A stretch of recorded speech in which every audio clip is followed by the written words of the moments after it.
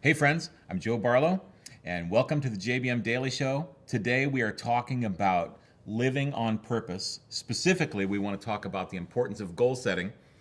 So I need somebody else to help me with this because I'm not as good at it as I need to be. So I brought Aja McClanahan. Aja, thank you so much for joining us. Thanks for having me. This is going to be fun. I'm excited. If you have seen any other maturity or blessings happen, especially my older kids, it's because Aja was their school teacher for a full year. Oh my goodness. We go back a long way. We're family. Yes, we're family. I love that. So Aja, the importance of goal setting. Yeah. Talk to me a little bit about, tie that in with who you are and give me a little help here. Goal setting. People want to live in this new year, 2016. We're stepping into this thing, and it's like you could spend the whole year doing nothing, like people spend their money. Yep. Or you could actually invest the whole year and be somewhere by the end of the year. Right? You put that very well. Maybe we should go back and listen to it. Well, I think, if the theme is living on purpose, Yeah. Goal setting has to be a part of that conversation. Once you find out what purpose looks like for you, then the next natural step is for you to begin creating a plan, and what that plan should be goals. And goals are a little different from a plan. Well, they all kind of work together, but goals should be specific. They should have times and numbers, something that if it happened or not. That's basically Okay. what a goal is, right? So you get there, when you're there, because Yes. this is what it's supposed to look like. Oh, this is what it's supposed to look like. Exactly. So we have to see something ahead of time. So we have a picture in us. Mm-hmm. So when we get there, the picture matches. That's right. That's a great way to put it. Right? Yeah. Okay.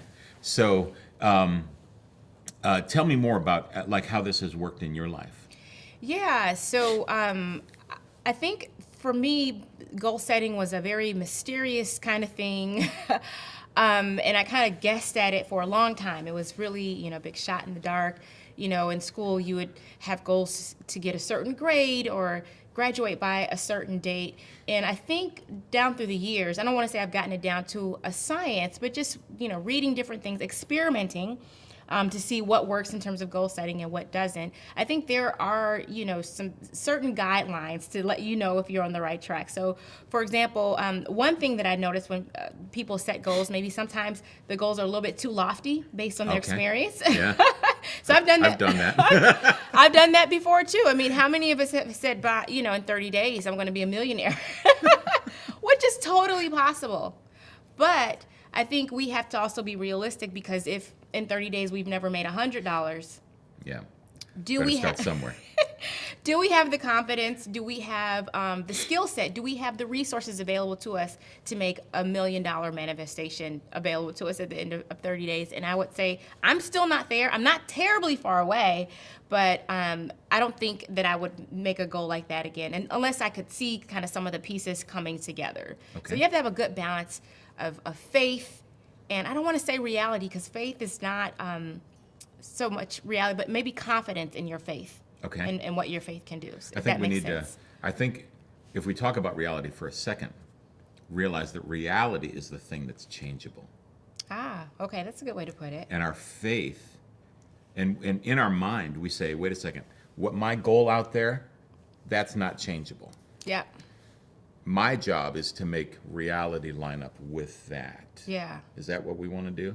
Yeah, I think that's a good way to put it. So you're not going to be discouraged. Yeah. Right? Yeah. So faith says that this is something that I'm shooting for, and your job kind of in the interim is to, stay in faith and stay on the path until you get to the end goal, right? Yeah.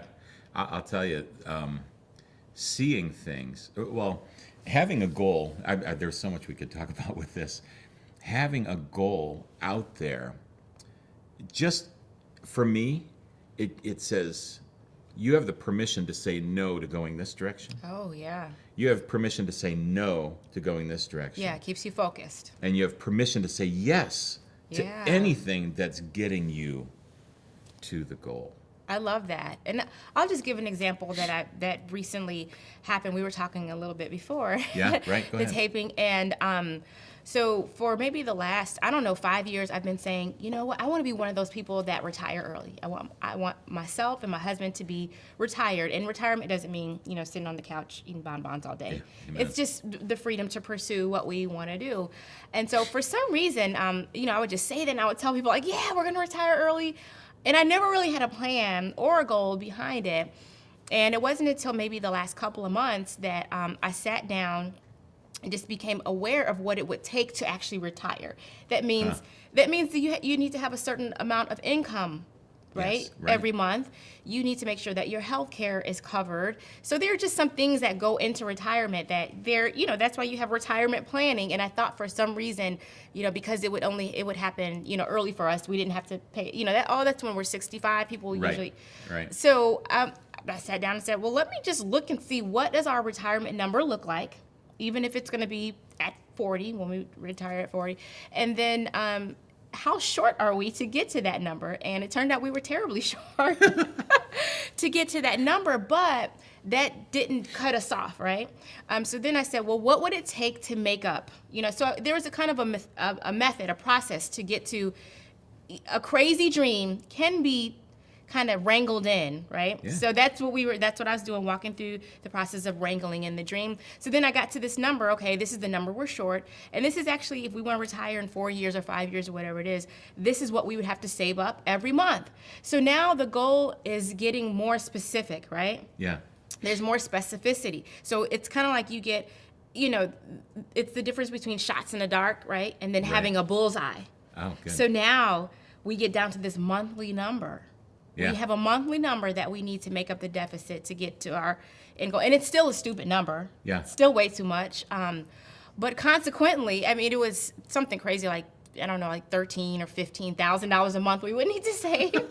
Wow. But the strange thing is, and just to testify, not to brag, but last month we were able to put up over half of that, which was still a big surprise for. We were like, Yeah. oh, so that's just the power of goals. We were still very short, but just the idea that. But you made more progress Oh yes. than you would have made if you never had a goal. If we never had a and number. that's the importance. Yeah. Yeah. You funneled a lot of energy in the right direction. Yeah. Okay, wait a second.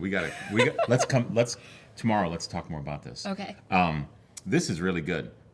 Listen, if you need a daily reminder to come back and watch the show, sign up for our email list. And we also are setting up a podcast on iTunes, so you can, if you use those systems, that would be great. But listen, I really think that what we're doing here, especially getting this teaching from Aja and what we're talking about, really can make your year do this instead of this. Okay? We'll see you tomorrow. God bless you.